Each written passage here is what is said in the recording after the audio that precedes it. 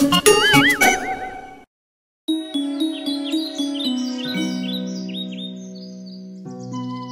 वर्षांपूर्वी एका शेतात प्राण्यांना चाऱ्याशिवाय सोडून दिलं होतं.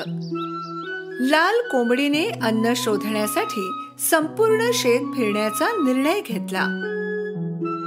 ती पहिल्यांदा गायीकडे गेली. अन्न शोधण्यासाठी तू माझ्यासोबत येशील का? नाही, मी नाही येऊ शकत. खूप गरमी आहे. माझ्याने चालणं होणार नाही.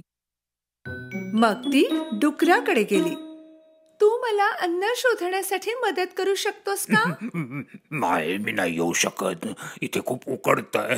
मी इथून हलूही शकत नाही. नंतर ती कुत्र्याकडे गेली. तू मला अन्न शोधण्यासाठी मदत करू शकशील का?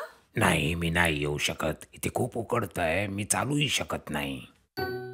आणि शेवटी ती बदकाकडे गेली. अन्न शोधण्यासाठी माझ्या बरोबर येशील का? नाही, मी नाही येऊ शकत. खूप उकडतंय. मी पाण्यातून बाहेरही नाही येऊ शकत. जेव्हा कोणीच तिच्यासोबत यायला तयार नव्हते, कोंबडीने स्वतःच शेत सोडण्याचा निर्णय घेतला. चालता चालता तिला जमिनीवर गव्हाचे काही दाणे सापडले. तिला खूप आनंद झाला आणि ती शेतावर परत आली. तिने गव्हाचे दाणे पेरण्याचा निर्णय घेतला. तिला वाटलं की तिचे मित्र तिला मदत करतील. गाय, हे पहा, मला गव्हाचे दाणे मिळाले. तू माझ्यासोबत दाणे पेरशील का? नाही, मी तुला आधीच सांगितलंय, खूप गरमी आहे. कोंबडी डुकराकडे गेली. मित्रा, मला गव्हाचे दाणे मिळालेत. तू माझ्यासोबत पेरशील का? नाही, मी नाही करू शकत. यासाठी हवामान खूपच गरम आहे. नंतर ती कुत्र्याकडे गेली. मित्रा, मला गव्हाचे दाणे मिळालेत. तुला माझ्यासोबत पेरायला आवडेल? नाही, खूपच उकडतंय. आणि शेवटी ती बदकाकडे गेली. बदक, बघ, मला गव्हाचे दाणे मिळालेत. तुला माझ्यासोबत पेरायला आवडेल? नाही, एवढं उकडतंय की मी पाण्यातून बाहेरच येऊ शकत नाही. ठीक आहे, मी स्वतःच पेरणी करेन. जेव्हा तिने पाहिलं की कोणीच तिची मदत करत नाहीये, तेव्हा तिने स्वतःच पेरणी करण्याचा निर्णय घेतला. आठवडे गेले, पावसाळा आला. बी रुजलं, पालवी फुटली होती. पण बागेत उगवलेलं जंगली गवत कापणं गरजेचं होतं. गवत कापायला माझी मदत कोण करणार?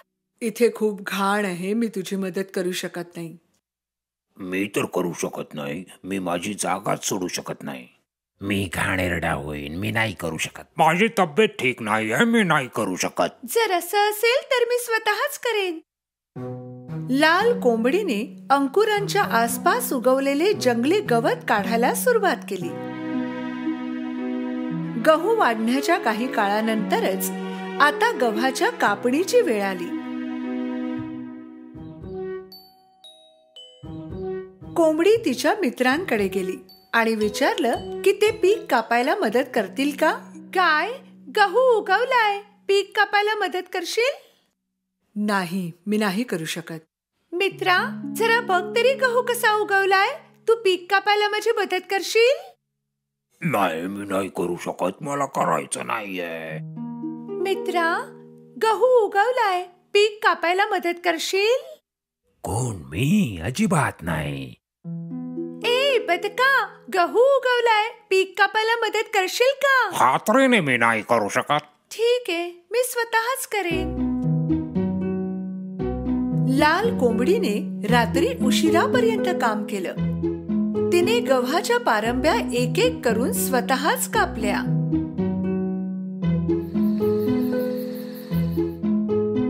आता गव्हाचे पीठ बनवण्याची वेळ आली होती. ती तिच्या मित्रांना मदत मागायला गेली. मित्रांनो, आपल्याला कणिक बनवण्यासाठी गहू दळावा लागेल.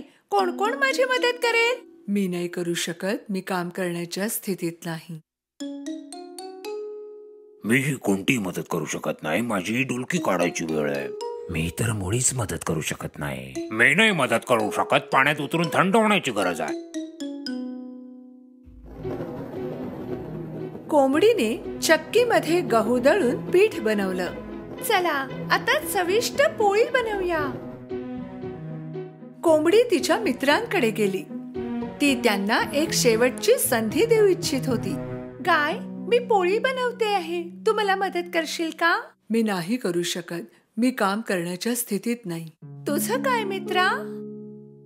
आज नाही, मी खूपच थकलो आहे. मी नाही करू शकत आणि मला माहिती नाही पोळी कशी बनवतात. या खेपेला कोंबडीला खूप राग आला होता. ती स्वतःच स्वयंपाकघरात गेली. सर्वात आधी तिने जे पीठ बनवले होते त्याची पोळी बनवली. मग त्याला आकार दिला आणि शेवटी ओव्हन मध्ये ठेवून पोळी शिजण्याची वाट पाहू लागली. पोळीचा सुगंध पसरल्यावर तिने पोळी ओव्हन मधून बाहेर काढली. बागेत गेली आणि टेबलवर बसली. मग तिच्या मित्रांना बोलवलं. मित्रांनो, पोळी तयार आहे. कुणाला माझ्यासोबत खायची इच्छा आहे? कोंबडीच्या समोर गरम पोळी पाहून सगळे एकत्रच तिच्या समोर आले. मला थोडी पाहिजे. मला पण.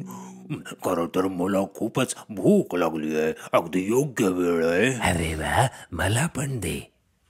मला पोळी आवडते, चला खाऊया. नाही, मी नाही देऊ शकत. अजिबात नाही. मी सर्व काही स्वतःच केले.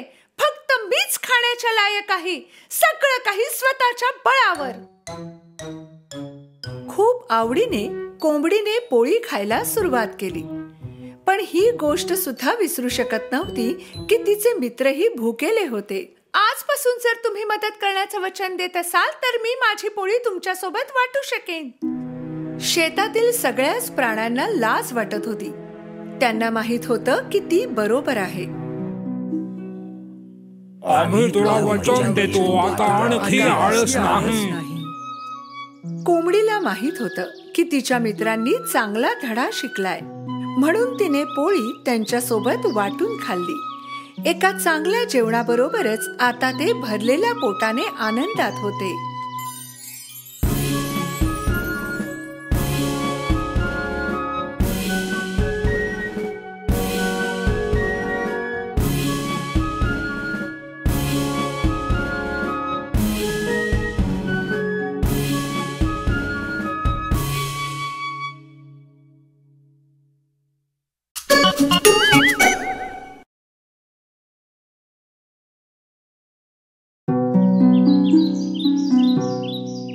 एकेकाळची गोष्ट आहे.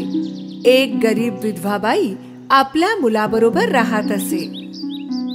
तिचा मुलगा जॅक काहीही काम करत नसे, कारण तो खूप आळशी होता. त्यामुळे त्यांच्याकडे पैसेही नव्हते. आई, खायला दे ना काहीतरी, मला भूक लागली आहे. दिवसा मागून दिवस गेले. ते लोक आणखी गरीब झाले. एक वेळ अशी आली की त्यांना त्यांची चंदेरी गाय विकावी लागली, कारण ते तिला खाऊ घालू शकत नव्हते. जॅकच्या आईने त्याला सांगितलं की गाय बाजारात घेऊन जा आणि चांगल्या किमतीत विक. मग ते कदाचित खाण्यासाठी काही विकत घेऊ शकले असते. बाजारात जाताना जॅकला एक विचित्र दिसणारा म्हातारा भेटला. त्या म्हाताऱ्या माणसाने गायीकडे पाहिले आणि जॅकला म्हणाला, हे बाळा, जर तू मला तुझी गाय दिलीस तर त्या बदल्यात मी तुला एक मौल्यवान गोष्ट देईन बघ. हे ऐकून जॅकला खूप आनंद झाला. म्हाताऱ्या माणसाने 5 दाणे आपल्या खिशातून काढले. हे एवढेसे दाणे? पण हे जादूचे दाणे आहेत. जॅकचा आधी त्यावर विश्वास बसला नाही, पण तो म्हातारा माणूस म्हणाला, ऐक माझ्या बाळा, तू एक चांगला आणि हुशार मुलगा आहेस. हे जादूचे दाणे घे. तुला कधीही पश्चाताप नाही होणार. माझ्यावर विश्वास ठेव. जॅकने त्याच्यावर विश्वास ठेवला आणि त्या जादूच्या दाण्याच्या बदल्यात आपली चंदेरी गाय त्याला दिली. आपल्या कामावर खुश होऊन जॅक आपल्या घराकडे धावला. आई, हे बघ मी काय आणलंय. जॅकला एवढा आनंदात पाहून त्याच्या आईला वाटलं की तो गाय खूपच चांगल्या किमतीत विकून आला असावा. जेव्हा जॅकने आपल्या आईला जादूचे दाणे दाखवले तेव्हा ती उदास झाली.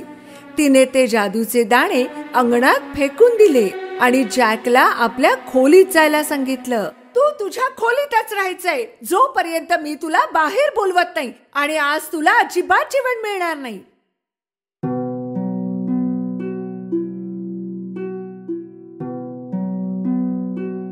सकाळी जॅकने आपल्या खिडकी बाहेर डोकावलं तेव्हा तो चकित झाला. त्यांच्या खोलीच्या खिडकीतून त्याने पाहिलं की एक रोपटं खूप वेगाने वाढत होतं. हे ना सर्वसाधारण झाड होतं ना एखादं फूल. हे जादूच्या दाण्याचं झाड होतं. जॅकने त्या विशाल दाण्याच्या झाडावर उडी मारली. त्याच्या वेड्या वाकड्या पानांवर शिडीप्रमाणे चढू लागला.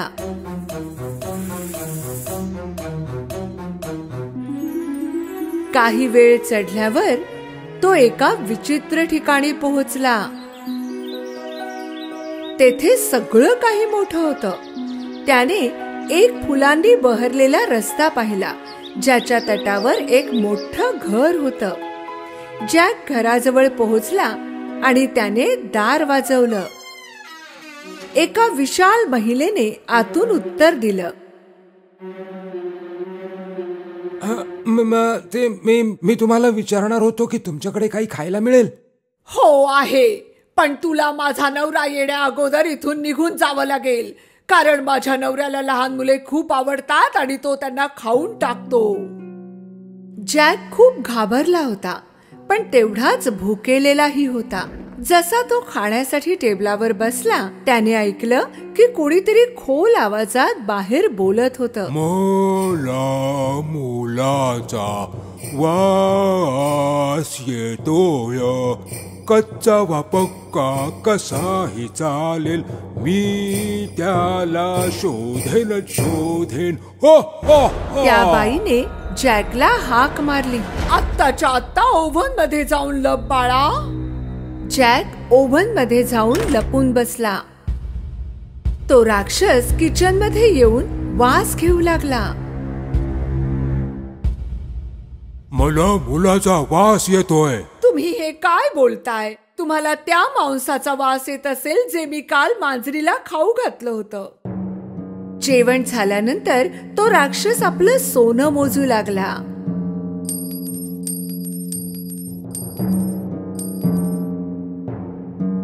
काही वेळानंतर तो मोजता मोजता थकला आणि झोपी गेला.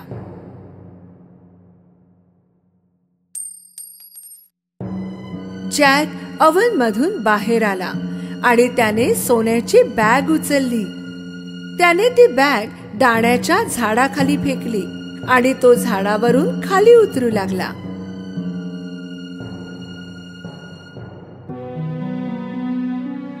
त्याने ती सोन्याने भरलेली बॅग उचलली आणि धावत घरात गेला.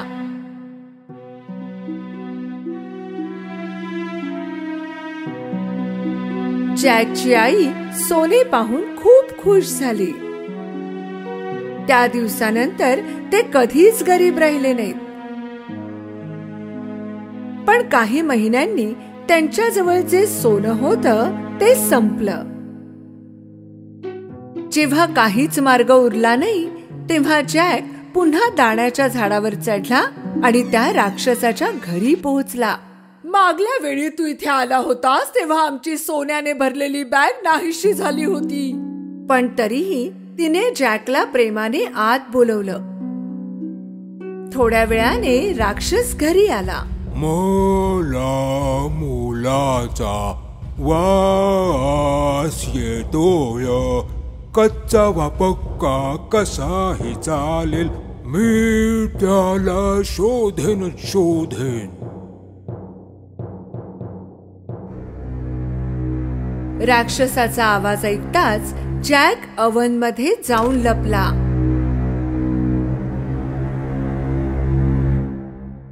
जेवण झाल्यावर राक्षसाने त्याच्या पत्नीला कोंबडी आणायला सांगितली.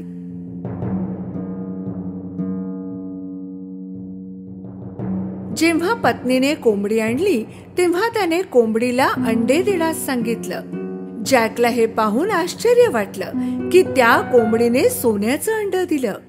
आणि जेव्हा राक्षस झोपला, जॅक अवनमधून बाहेर आला आणि त्याने कोंबडीला उचललं आणि खालच्या बाजूला पळाला. सोन्याच्या अंड्यांमुळे जॅक आणि त्याची आई पुन्हा श्रीमंत झाले होते. पण काही दिवसांनी जॅकने पुन्हा एकदा आपलं नशीब आजमावायचं ठरवलं आणि तो दाण्याच्या झाडावर चढला. त्यावेळी राक्षसाच्या घरात हळूच घुसला, त्याच्या पत्नीपासून लपून छपून, आणि मोठ्या तांब्याच्या भांड्यात जाऊन लपला. थोड्या वेळाने राक्षस तेथे आला. मला मुलाचा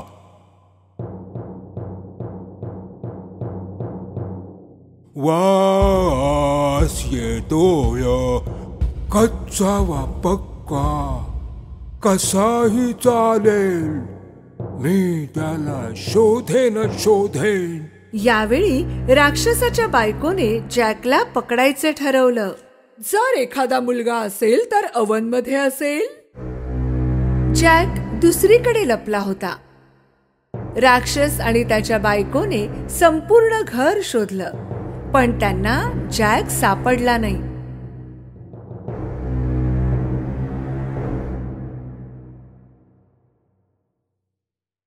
जेवल्यावर राक्षसाने सोन्याची वीणा टेबलावर ठेवली आणि तिला वाजण्याचा आदेश दिला.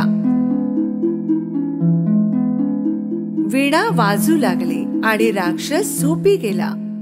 यावेळी जॅकला कसंही करून ही वीणा न्यायची होती, म्हणून तो राक्षसाच्या गुडघ्यावरून चढत टेबलवर पोहोचला. पण असं काही झालं ज्याचा त्याने विचारही केला नव्हता. वाचवा! वीणा ओरडली. जॅकने वीणा पाठीशी मारली आणि टेबलवरून उडी मारली. राक्षस जागा झाला आणि जॅकच्या मागे धावला. जॅक दाण्याच्या झाडावरून गतीने खाली उतरू लागला आणि राक्षस त्याच्या मागे. जेव्हा तो घरी पोहोचला, जॅकने आईला बोलवलं. आई, लवकर ये आणि कुऱ्हाड घेऊन ये.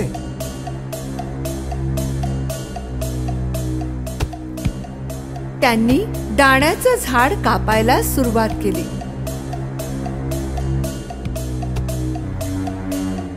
शेवटी त्यांनी दाण्याचं झाड कापून टाकलं आणि राक्षस जोरात जमिनीवर पडला.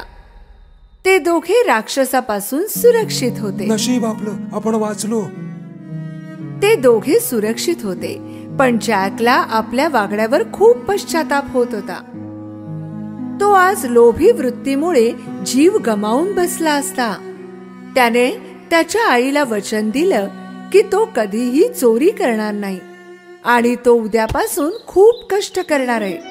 त्या दिवसानंतर जॅक आणि त्याची आई कधीही गरीब राहिले नाहीत.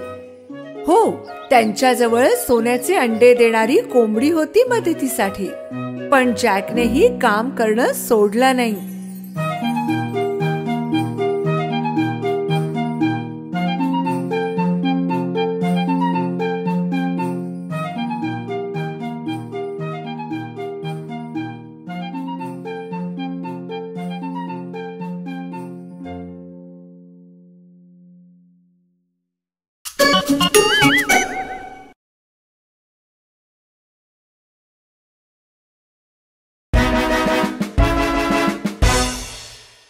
एकेकाळची गोष्ट आहे. एक राजा आपल्या 12 मुलींसोबत राहत होता. त्या 12 राजकन्या एका मोठ्या घरात एकत्र राहत होते. राजा आपल्या मुलींची खूप काळजी घेत असे आणि जेव्हा त्या रात्री झोपायला जात, त्यानंतर त्यांना बाहेर जाण्याची परवानगी नव्हती. पण जेव्हा त्या मुली सकाळी उठत तेव्हा काहीतरी विचित्र होत असे. त्या राजकन्यांच्या चपला जणू कोणीतरी रात्रभर नाचून वापरून ठेवलेल्या वाटत असे. त्या राजाला दररोज आपल्या मुलींसाठी नवीन चपला विकत घेऊन याव्या लागत आणि दुसऱ्याच दिवशी त्या चपला वापरलेल्या असायच्या. राजा किंवा त्यांचे शिपाई कोणालाही या प्रकरणाचा ठाम पत्ता लागत नव्हता. हे कसं शक्य आहे? कशा ह्या चपलांच्या जोड्या एकाच रात्रीमध्ये एवढ्या जुन्या दिसायला लागल्या? महाराज, आम्हालाही काही समजत नाहीये. राजाने एक घोषणा केली.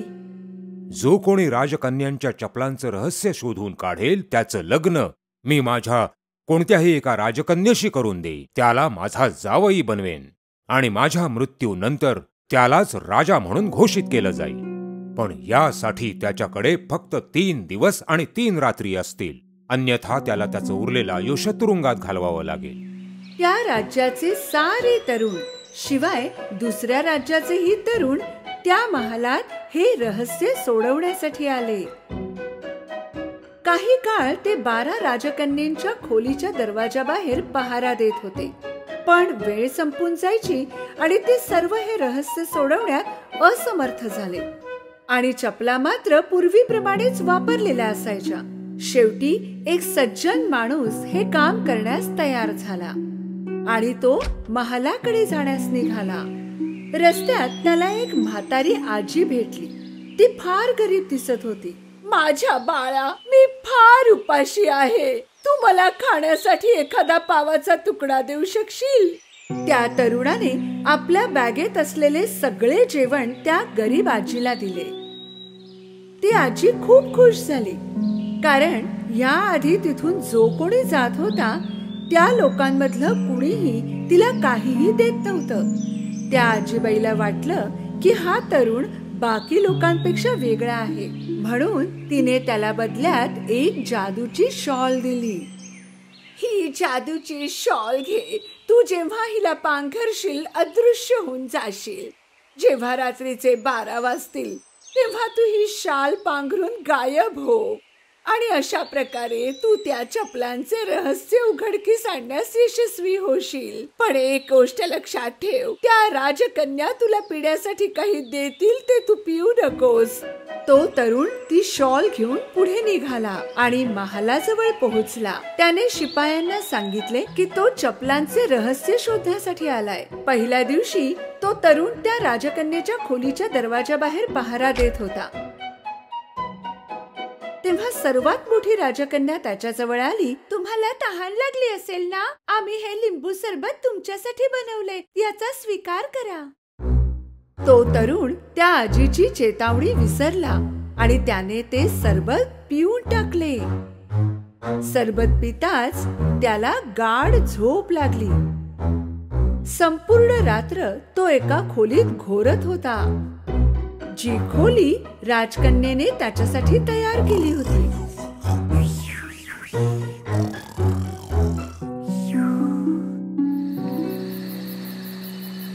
पहाट झाली आणि तो तरुण दचकून उठला. मला तर जादूची शाल पांघरून राजकुमारीच्या खोलीत जायचं होतं. दुसऱ्या रात्री पुन्हा तो दरवाजाच्या बाहेर वाट पाहत उभा होता. यावेळी दुसरी राजकन्या सरबत घेऊन बाहेर आली. त्या तरुणाला पुष्कळ तहान लागली होती आणि तो रात्र होण्याची वाट पाहत होता. काहीही विचार न करता त्याने ते सरबत पिऊन टाकले.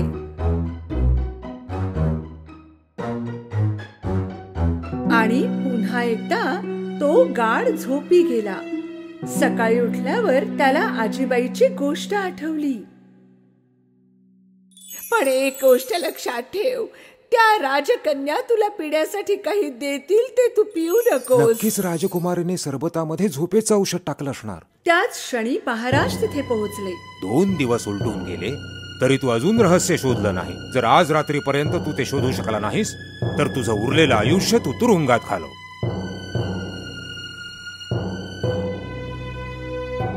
महाराजांनी एवढे बोलून तिथून प्रस्थान केले. त्या तरुणाला आज कुठल्याही परिस्थितीत ते रहस्य शोधायचं होतं. त्या रात्री शेवटच्या वेळी तो तरुण त्या राजकन्येच्या खोलीबाहेर पहारा देत होता. त्यावेळी सर्वात धाकटी राजकुमारी संत्र्याचे सरबत घेऊन बाहेर आली. पण यावेळी तरुण फारच सतर्क होता. जशी ती राजकुमारी आत गेली, त्या तरुणाने पूर्ण सरबत एका कुंडीत फेकून दिले. मध्यरात्र झाली. त्या तरुणाने जादूची शाल पांघरली आणि तो गायब झाला. त्याने हळूच दार उघडले आणि आज जे पाहिले ते पाहून तो आश्चर्यचकित झाला. सर्व राजकन्यांनी सुंदर सुंदर गाऊन घातले होते. त्या अतिशय सुंदर नटल्या होत्या. चला जरा पाहून येऊ, तो तरुण झोपला की नाही. एका राजकन्येने दरवाजा उघडून बाहेर पाहिले आणि दुसरीने भिंतीला कान लावून ऐकण्याचे प्रयत्न केले. तितक्यात तरुणाच्या लक्षात आले की त्याला घोरण्याचे आवाज काढायला हवे.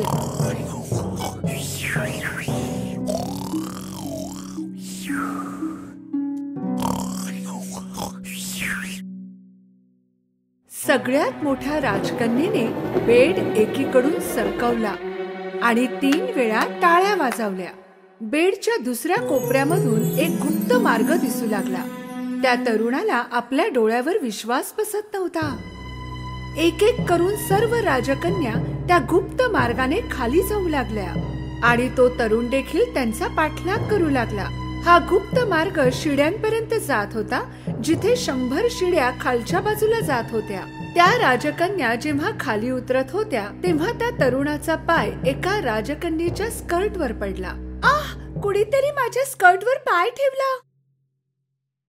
अगं वेडी, तू स्वतःच शील. शिड्या उतरून त्या जंगलात पोहोचल्या. त्या राजकन्या उंच झाडींच्या मधून चालत होत्या, ज्यांच्या पांढऱ्या फांद्या होत्या. तरुणाने त्यातली एक फांदी तोडली आणि त्यांचा पाठलाग केला. फार लांबपर्यंत चालता चालता त्या राजकन्या एका नदीच्या काठी थांबल्या. त्या नदीमध्ये 12 बोटी होत्या आणि प्रत्येक बोटीत एक एक राजकुमार त्यांची वाट पाहत होते. त्या राजकन्या बोटीत जाऊन बसल्या आणि तो तरुण देखील शेवटच्या एका बोटीत बसला. बोट आज थोडी भारी वाटते ना, जणू आणखी सुद्धा कोणी बसला असावा. विचित्र आहे. स्वप्न बघणं बंद कर.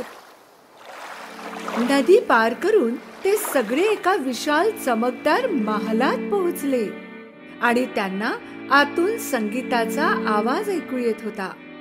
त्या तरुणाने खिडकीतून आत डोकावले.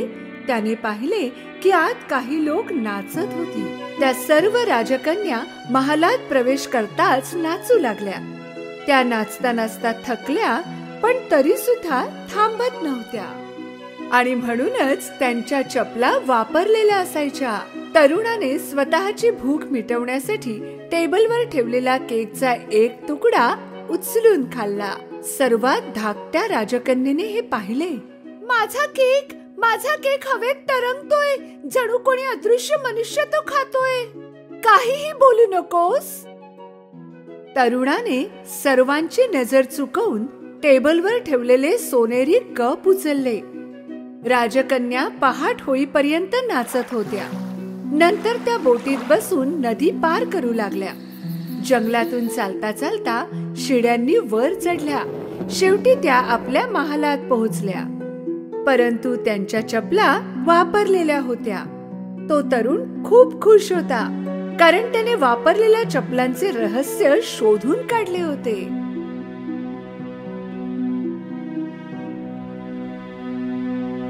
काही वेळानंतर महाराज त्या तरुणाकडे जाऊन उभे राहिले. तुला दिलेली वेळ संपलीये. तू चपलांचं रहस्य शोधू शकलायस का? होय महाराज, मी शोधलंय. आणि मग तरुणाने राजाला संपूर्ण हकीकत सांगितली. राजाला आधी त्याच्या बोलण्यावर विश्वास नाही बसला, पण जेव्हा तरुणाने राजाला पांढरी फांदी आणि सोनेरी कप दाखवला तेव्हा त्यांची खात्री पटली. आणि मग राजाने आपले वचन पूर्ण करण्यासाठी तरुणाला स्वतःच्या पसंतीची राजकन्या निवडण्याची परवानगी दिली. तरुणाने सर्वात धाकट्या राजकन्येशी विवाह करण्याची इच्छा प्रकट केली. त्या 12 राजकन्या थोड्या दुखी होत्या, कारण त्यांचे रहस्य आता सगळ्यांना कळले होते. पण तो तरुण आणि छोटी राजकन्या विवाहबद्ध होऊन आनंदाने आपले जीवन व्यतीत करू लागले.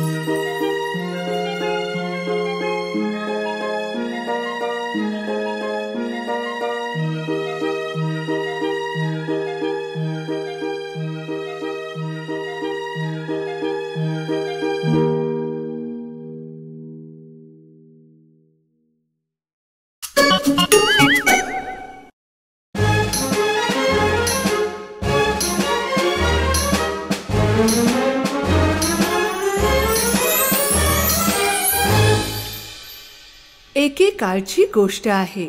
नवरा बायकोचे एक दाम्पत्य होते. त्या दोघांना मुलबाळ नव्हतं, पण त्यांना एका मुलीची फार इच्छा होती. काही दिवसानंतर त्यांना बाळ होणार होतं. एक दिवस पत्नीची नजर खिडकीच्या बाहेर एका लेट्यूस गार्डनवर पडली. तेव्हापासून तिला तेथून लेट्यूस खाण्याची इच्छा होऊ लागली. कोण जाणे की ते लेट्यूस मी कधी खाऊ शकेन. तिची भूक कमी होऊ लागली आणि तब्येत बिघडत गेली. तिच्या पतीला तिची फार काळजी वाटू लागली आणि म्हणून एक दिवस त्याने तिला वचन दिले की तो तिच्यासाठी मुठ्ठीभर लेट्यूस घेऊन येईल. तू काळजी करू नकोस, मी आणेन तुझ्यासाठी लेट्यूस नक्की. पण तुम्हाला माहित आहे ना, ती खूप भयंकर आहे. ते घर एका चेटकिणीचे होते आणि त्याच्या चारी बाजूला उंच उंच भिंती होत्या, ज्यावर कोणी चढायचा विचार सुद्धा करू शकत नव्हता. पती पूर्ण जोर लावून त्या उंच भिंतीवर चढला. गार्डन मध्ये जाऊन त्याने मुठ्ठीभर लेट्यूस तोडले आणि घरी घेऊन आला.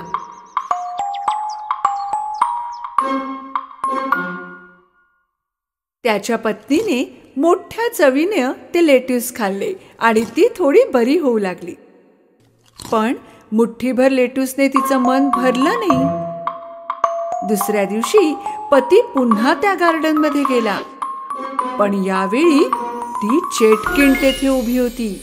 तुझी एवढी हिम्मत झाली की तू माझ्या गार्डन मध्ये येऊन माझे लेट्यूस तोडतोस.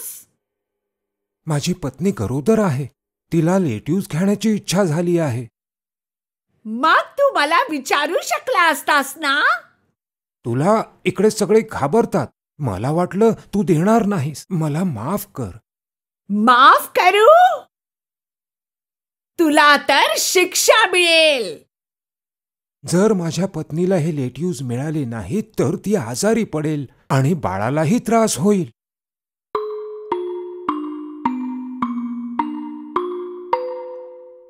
मग आपण एक सौदा करू. तुला हवे तेवढे लेट्यूस घेऊन जा, पण एका अटीवर. तुझ्या बाळाचा जन्म होताच तू ते मला सोपवशील. भीतीने पतीने होकार दिला. काही दिवसानंतर त्या दोघांना एक मुलगी झाली आणि चेटकीण येऊन त्या मुलीला घेऊन गेली.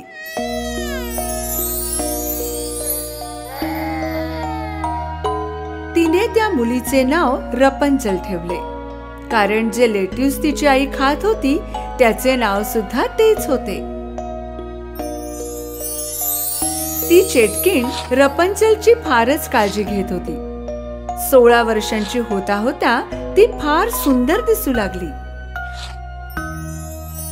तिचे घर जंगलामध्ये एका उंच इमारतीत होते आणि त्या इमारतीत शिडी नव्हती, फक्त वर एक खिडकी होती.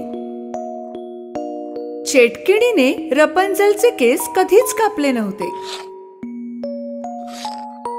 तिला भेटण्यासाठी आल्यावर चेटकीण खालून आवाज देत असे, रपंचल, रपंचल, रपंचल, आपले सोन्यासारखे केस तर खाली सोड, तुझी मम्मी आहे. आपल्या खिडकीने रपंजल आपले सोन्यासारखे केस खाली सोडायची आणि त्याच्या सहाय्याने ती चेटकीण वर चढायची. असे वर्षानुवर्ष चालत होते. एक दिवस त्या जंगलात एक राजकुमार आला शिकारीसाठी आणि त्याला एक गोड आवाज ऐकू आला, गाणं गात असलेला. वा, किती गोड आवाज आहे. त्याने विचार केला आणि तो त्या आवाजाच्या जवळ जाऊ लागला. रपंजलच्या इमारतीकडे पोहोचल्यावर त्याने आधी डावीकडे पाहिले आणि मग उजवीकडे, पण कुठलीही शिडी दिसत नव्हती त्याला वर जाण्यासाठी.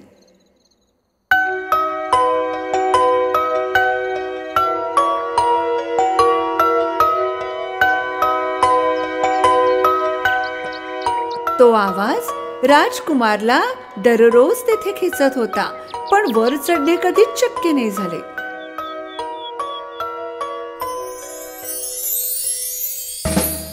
एके रात्री इमारतीजवळ जाताना त्याला खाली चेटकीण दिसली.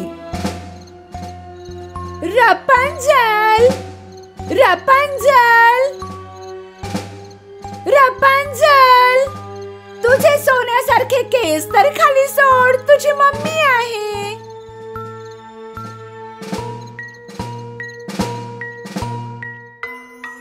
आपल्या खिडकीमधून रपंजलने आपले सोन्यासारखे केस खाली सोडले आणि त्याच्या सहाय्याने ती चेटकीण वर चढली. दुसऱ्या दिवशी सूर्य मावळताच राजकुमार तेथे गेला आणि आवाज बदलून हाका मारू लागला. रपंजल, रपंजल, तुझे सोन्यासारखे केस जरा खाली सोड, मी तुझी आई आहे.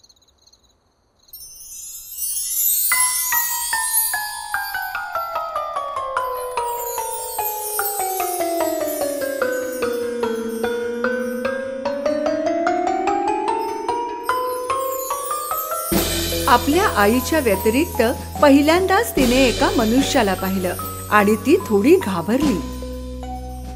तू माझी मम्मी नाहीस, इथे का आलास? घाबरण्याचं मुळीच कारण नाही. मी तुझं गाणं ऐकलं आणि मला तुझा आवाज खूप आवडला. बस फक्त तुला पाहायचं होतं. आवाजासारखीच तूही सुंदर आहेस. रपंजलला राजकुमारचे बोलणे आवडू लागले आणि तिची भीती सुद्धा गायब झाली. काही काळ सगळे सुरळीत चालत होते आणि चेटकिणीला या सगळ्याची कल्पना देखील नव्हती. एक दिवस राजकुमारने रपंजलला लग्नासाठी विचारलं. रपंजलने आनंदित होऊन होकार दिला.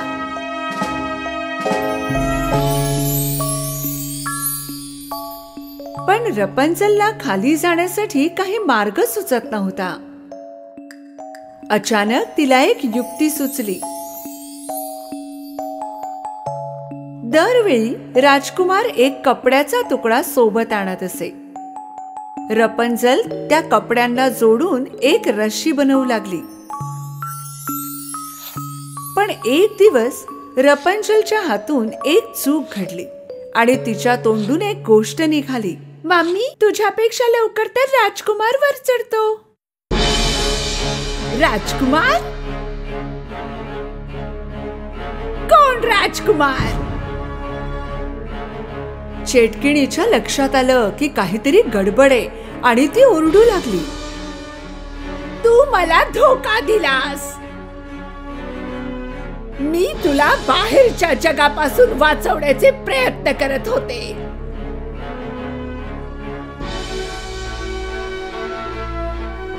चेटकिणीने रागाच्या भरात रपंजलचे सोनेरी केस कापून टाकले.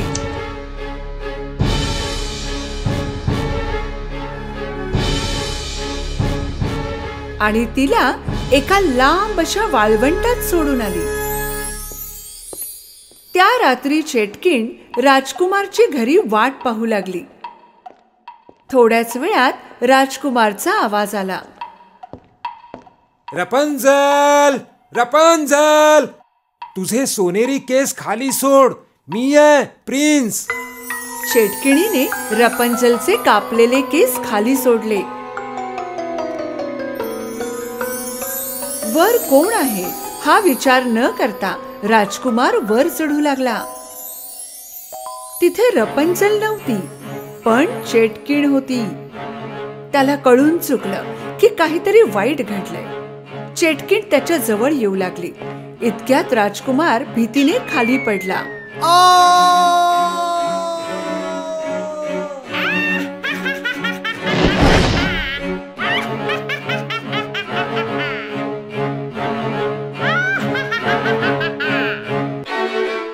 खाली काही झाडे असल्यामुळे सुदैवाने तो वाचला, पण डोळ्यात काटे टोचल्यामुळे त्याची दृष्टी नाहीशी झाली.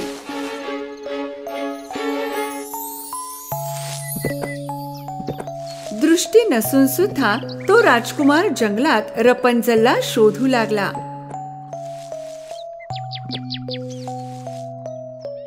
रस्त्यात त्याला फळे मिळाली, ती त्याने तोडून खाल्ली.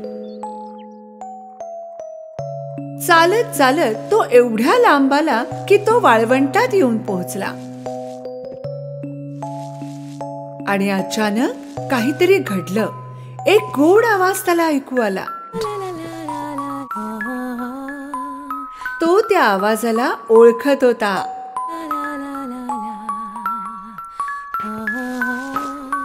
तो त्या आवाजाजवळ जाऊ लागला, हाका मारता मारता. रपंजल, रपंजल. रपंजलने राजकुमारची हाक ऐकली आणि ओळखली सुद्धा. राजकुमार तुम्ही? ती त्याच्याजवळ पळत गेली. दोघे अत्यंत खुश झाले. भेटताच दोघांनी मिठी मारली आणि रडू लागले. रपंजलचे अश्रू राजकुमारच्या डोळ्यांवर पडले आणि अचानक एक चमत्कार झाला.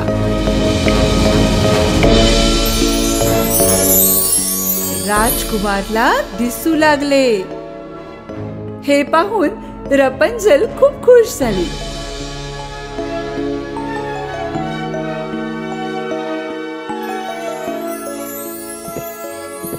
दोघे एकत्र राजकुमारच्या महालात गेले. तेथे लोकांनी त्यांचे स्वागत केले.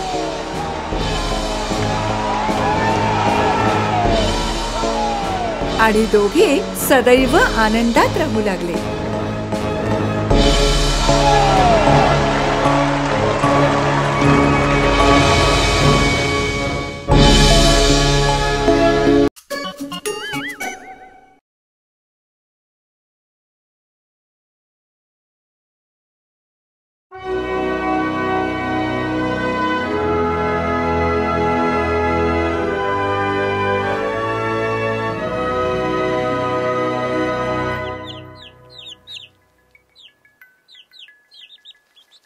खूप वर्षांपूर्वी एका दूर देशात एक गोड मुलगी राहत होती. आईच्या मृत्यूनंतर तिच्या वडिलांनी दुसरं लग्न केलं होतं. ही सावत्र आई वाईट स्वभावाची होतीच, पण तिच्या 2 मुली देखील वाईट स्वभावाच्या होत्या. सावत्र आई आणि सावत्र बहिणी तिच्याशी वाईट वागत असे. ए, तू आमच्या बरोबर बसणार? अजिबात नाही, दुसरीकडे बस. ए, ग्लास फुटलाय, लवकर आवड. बघत काय बसलीयस? त्या दोघींचे मजा करण्याचे दिवस होते आणि हिच्या डोक्यावर सगळ्या कामांची जबाबदारी. घरी सगळे तिला सिंड्रेला म्हणत असत. जेव्हा ती थकून जायची तेव्हा विझत आलेल्या शेकोटीजवळ मांडीवर मांजरीला घेऊन अंग शेकत बसत असे. एक दिवस त्यांना राजमहालातून आमंत्रण आलं. प्रिन्ससाठी एक मोठी मेजवानी आयोजित केली आहे. लग्नासाठी योग्य सर्व युवतींना आमंत्रित केलं जात आहे. जेव्हा सावत्र आई तिच्या मुलींना तयार करत होती, सिंड्रेला मन मारून त्यांची मदत करत होती. राजकुमाराला तुम्हा दोघींपेक्षा जास्त सुंदर कोणी दिसायला नकोय. मी का नाही जाऊ शकत? मी सुद्धा लग्नाच्या वयाची आहे ना. अच्छा, हे कपडे घालून तू पार्टीला जाणार? पार्टीच्या संध्याकाळी सिंड्रेला एकटीच घरी बसून रडत होती. त्याच वेळी दिव्यामध्ये एक वेगळाच प्रकाश तिला दिसला आणि त्या प्रकाशातून प्रकट झाली एक सुंदर परी. सिंड्रेलाचा आपल्या डोळ्यावर विश्वास बसेना, कारण ती तिची आई होती. आई, कशी आहेस माझ्या बाळा? मी तुझी मदत करायला आले. तू सुद्धा महालात पार्टीला जा. खरंच? पण कसं? मी आहे ना. आता जा आणि बागेतून सगळ्यात मोठा भोपळा घेऊन ये आणि मनी मावशी तू 7 उंदीर पकडून आण. त्या परीने पापणी लवते न लवते तोच त्या भोपळ्याचं एका दिमागदार बग्गीमध्ये रूपांतर केलं आणि मग ती उंदराकडे वळली. उंदरापैकी एका उंदराला तिने ड्रायव्हर बनवलं आणि बाकी 6 उंदरांना दिमागदार घोडे बनवलं. आता तुझी पाळी. वाह, एकदम राजकुमारी. पण आई, मला नाचता येत नाही. जर राजकुमाराबरोबर नाचावं लागलं तर? हे जादूचे बूट घालून सगळ्यात छान नाचशील तू.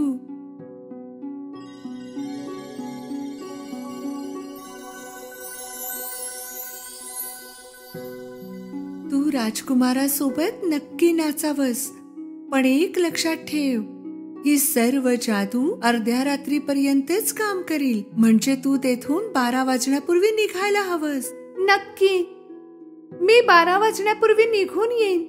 प्रॉमिस. तू मला पुन्हा केव्हा भेटशील आई? मी नेहमीच तुझ्या सोबत आहे बाळा.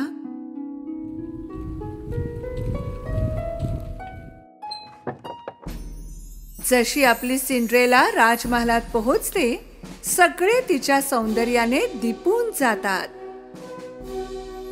दोघी सावत्र बहिणी तिला ओळखूच शकत नाहीत आणि राजकुमार तर तिच्या सौंदर्यावर मोहित झाला होता. राजा आणि राणीला देखील ती खूप आवडली होती. अति सुंदर प्रिन्सेस असावी तर अशी. राजकुमार स्वतःला थांबवू शकला नाही आणि तो तिच्यासोबत नाचू लागला. किती सुंदर नाचत होती ती. जादूचे बूट घातले होते ना. सावत्र आई आणि बहिणी मत्सराने पेटून उठल्या होत्या. सिंड्रेला एवढी आनंदात होती की तिला वेळेचं भानच राहिलं नाही आणि तिने आईला दिलेलं वचन ती विसरली. अचानक तिचं घड्याळाकडे लक्ष गेलं. 12 वाजणारच होते. राजकुमाराला तसंच सोडून ती पायऱ्या उतरू लागली. धावता धावता तिचा जादूचा एक बूट पायातून निघाला आणि तेथेच पडला. पण आता ती परत जाऊन घेऊही शकत नव्हती.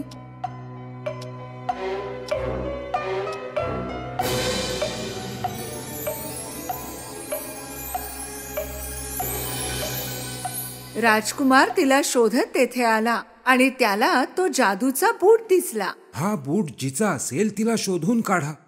ती जिथे कुठे असेल तिथून तिला घेऊन या.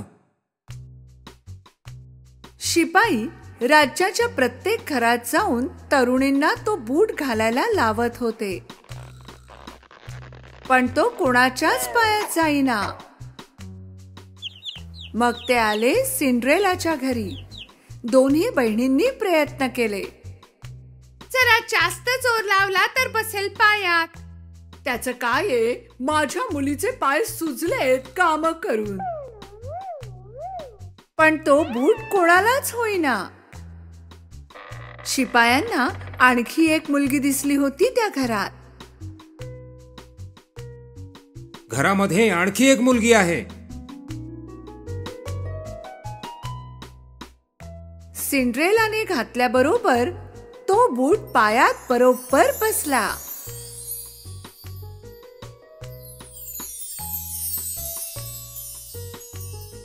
तुम्ही आमच्या सोबत राजमहालात चलावं. आमचे प्रिन्स आपली वाट पाहत आहे. शिपाई सिंड्रेलाला महालात घेऊन गेले. राजकुमाराने सिंड्रेलाला पाहिल्याबरोबर ओळखलं आणि तिला पाहून त्याला खूप आनंद झाला. राजकुमाराने वाकून सिंड्रेलाला विचारलं, प्रिन्सेस, माझ्याशी लग्न करशील? अजिबात संकोच न करता सिंड्रेलाने त्याला होकार दिला आणि मग ते आनंदाने जीवन व्यतीत करू लागले.